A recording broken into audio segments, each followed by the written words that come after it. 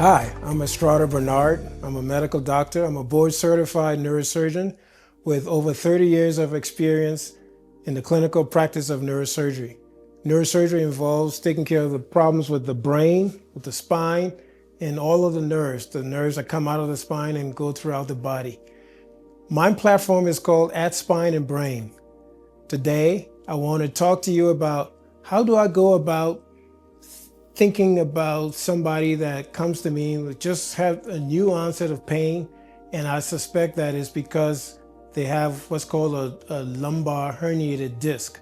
The lumbar region is the lower part of the back.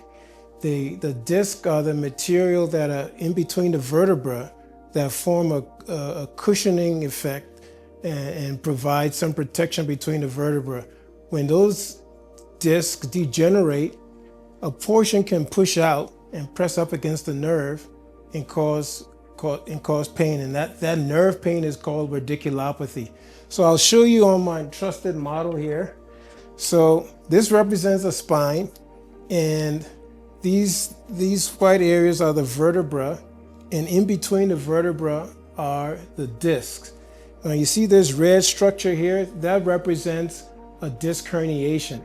So with a disc herniation, a part of that disc material pushes out and compresses against the nerve, and that will cause pain.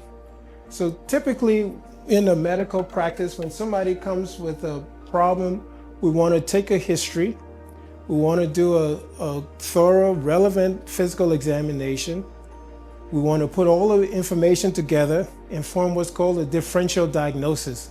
And that is, what are the possibilities that I need to consider, what is most likely, what is less likely, and then devise a plan based on your differential diagnosis. So I know there's a lot of information out there. There are a lot of people who want to help, but it's important to get in the right hands so the most appropriate evaluation can be done. Now, what do I look for in the history? I want to know when the pain started, what were the circumstances, how intense is it? Is it getting better? Is it getting worse? Are there associated symptoms or signs that would be worrisome? Now, what do I mean by worrisome? Well, if there are features that suggest urgency, that would move it to a different level. That might mean I would have to send you to the emergency department, get an emergent MRI scan, get an emergent CT scan to make sure that there isn't something that's going to cause problems that could be permanent and irreversible. There's a list of things called red flags. One of the things is there a possibility of an infection? If there's a fever, that could be a red flag, and that would put you into the category to get a more urgent evaluation. Is there a history of cancer? If there's a history of cancer, then we might need to be considering whether this could be a manifestation of the cancer. Is there a history of an inflammatory process, rheumatoid arthritis, a family history or something like that could be manifested in an individual and cause back pain. So we can't just assume that when somebody comes with acute pain and radiation down the leg, or maybe not, that is related to a herniated disc per se. We've got to go through all of the issues, and then we also want to ask questions about the function. Are you having any functional loss? Are you having trouble walking? Are you limping because there's a specific muscle that's weak? Are you having trouble with your bladder control, your bowel control? Loss of bladder or bowel control is pretty much a surgical emergency, because if there's some process that's pressing on the nerves or the spinal cord that's causing loss of those functions, you've got to get that dealt with right away, or else you could permanently lose the function. So you also want to know if somebody has a history of being immunocompromised. That is, your immune system is not up to par, and there can be different issues that can cause that. HIV, for example, severe cases of diabetes mellitus may lead one to just not have a strong, robust immune system, and people like that might be more susceptible to an infection. Is there a history of IV drug abuse? People who inject IV drugs may introduce infections into the bloodstream, and that can get lodged in the spine and cause spinal infections. So the history takes into account all of those factors. And now we want to go to the physical examination. The physical examination, we want to do a general examination to assure that there aren't any systemic processes, systemic meaning any major issues with your heart, with your lungs, that could be confounding factors. You might look into the mouth. Is there any issue with tooth abscess that could seed into the spine and cause a spine infection? And if you had that in the context of somebody that had night sweats and or fever or symptoms like that, that might make you think more along the lines of an infectious process. Then you want to deal with the musculoskeletal system, the muscles, the spine, the joints, as evaluate those. And somebody with back pain, it may be due to the spine, but it could be due to something going on with the hip. So you want to evaluate the hip. There are certain tests that I do that can give me a sense whether or not it's an issue with the hip. I've seen people who came to me because they were told that they had a lumbar spine problem. When I examined them, I found that they had a hip problem, and lumbar spine surgery was going to be of no benefit. I referred them to an orthopedic surgeon, got the hip taken care of, and that took care of the problem. But going down the route of spine surgery would have been a huge mistake. The other things that we want to look at in the examination is are there signs of nerve irritation? That's what's called a straight leg raising test. If you lift the leg straight up, if the nerve is irritated, that might cause the person to jump off the table. If you lift one leg up, you might have pain going down the other leg, and that gives us a sense of where the nerve might be irritated. You check, and then you want to do the neurologic examination. You check the motor function. Certain muscles are supplied by certain nerves. So if specific muscles supplied by a particular nerve are not working well, then that would tell us what nerve is the problem, and that would also give us a localization on the spine and give us a clue of what's going on. You want to do a good motor examination to see what the baseline is, because if you're going to be doing conservative, non-surgical treatment and giving things time to heal, you want to make sure that things aren't getting worse. And you want to be able to have your index, your baseline case, and have something to compare to assure that things aren't changing over time. The first step is always conservative treatment, as long as there isn't any of the red flags that, as I talked about earlier, or anything very, very worrisome. Along with the motor examination, there's a sensory examination.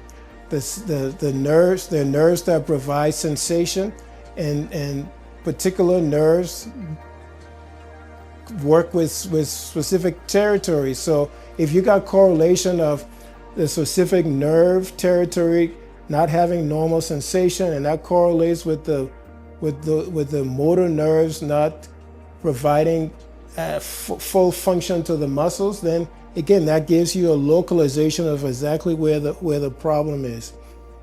You want to check the reflexes, and reflexes are very important, because if a nerve is not working well, those reflexes will be decreased. But also importantly, if the spinal cord, which is above the lumbar area, if that's compressed, the opposite thing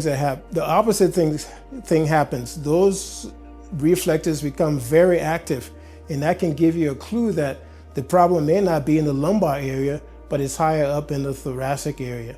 Again, the importance of knowing what to look for, knowing how to do a thorough examination and make the right diagnosis. And once you put all of those things together, we come up with a differential diagnosis. You think about all of the possibilities. Well, you can rule out a rheumatologic problem, you can rule out inflammation, you can rule out infection based on your evaluation, you can rule out an issue with the hip. And then you can think, well, okay, based on my examination and my review, I think the more likely problem is a lumbar disc herniation.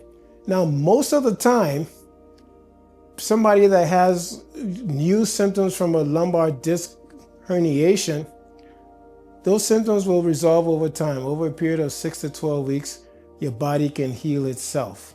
And so you don't want to rush into doing anything very aggressive. You want to do conservative measures. You want to do anti-inflammatory medications like non-steroidal anti-inflammatory medications can take the edge off. You don't want to be at bed rest. We know that people who have these problems, who stay at bed rest for too long, they get deconditioned, and that can make matters worse. So we want to get steady mobilization. You want to get you into physical therapy. Sometimes the pain is so much that you can't really be as active as you need to, or you can't really participate in physical therapy as you need to. And then in those situations, you might resort to some of the medications that are available. I talked about non-steroidal anti-inflammatory drugs. Those work very well, can be quite effective. You have to be careful if there's any history of ulcers or kidney trouble or heart disease, because those can have an impact on that. If you can't take non-steroidal anti-inflammatory drugs, acetaminophen, Tylenol is a good alternative. Probably not as effective, but it's a reasonably good alternative. Other drugs that can be used are drugs that can act directly on the nerves. Drugs like gabapentin or Neurontin or pregabalin. Those medications can act on the nerves, and it's particularly useful if you have indication from the examination that there is definite sign of nerve irritation or nerve inflammation. Now, sometimes you might benefit from oral steroids. Steroids help to reduce inflammation. You don't want to take them for a prolonged period of time because they can have side effects. But a short course, usually you start at a specific dose and then gradually taper it off over a relatively short period of time, and that can be beneficial. If after a number of weeks, 6 weeks or so, the intensity isn't getting much better or might be getting worse, we might then consider going to get an intervention, an epidural steroid injection, where I'll get my spine model again. A needle is inserted into the spine, into the space overlying the nerves, and not into the nerve itself, but into the space overlying the nerve, to coat it with the anti-inflammatory medication to reduce the intensity and allow people to maybe get mobilized, get involved with physical therapy more, and make progress that way. As a last resort, if all that I have mentioned already is not effective, or if there's sign of progressive neurologic functional loss, you're getting weaker, you can't get back to work, you gotta get back into things to maintain your gainful employment, then surgery might be the thing to do. And if you get to that point, then that would be the time to do imaging. Well, you do an MRI scan, because quite honestly, you don't necessarily need to do an MRI scan in most cases, especially if most cases are going to get better. But if you're at the point that things aren't resolving and you're at the point of needing to consider surgery, then you do an MRI scan to identify if there's something pressing on a nerve, and hopefully it will correlate with what the physician found on examination. Everything adds up. That will make it likely that you would have a successful result from surgery. So in summary, when you have a problem with the new onset of back pain and we're wondering about whether you might have a disc herniation, part of the disc pushed out and pressing on a nerve, it's very important to be evaluated by somebody who can who can take a relevant history, do an appropriate physical examination to be able to sort out the different issues that can be going on, make what's called a differential diagnosis, and devise a treatment plan. My goal is to empower you with information that gives you the ability to make the best choices for yourself. As always, make healthy choices. This is Estrada Bernard, and this is the At Spine and Brain platform.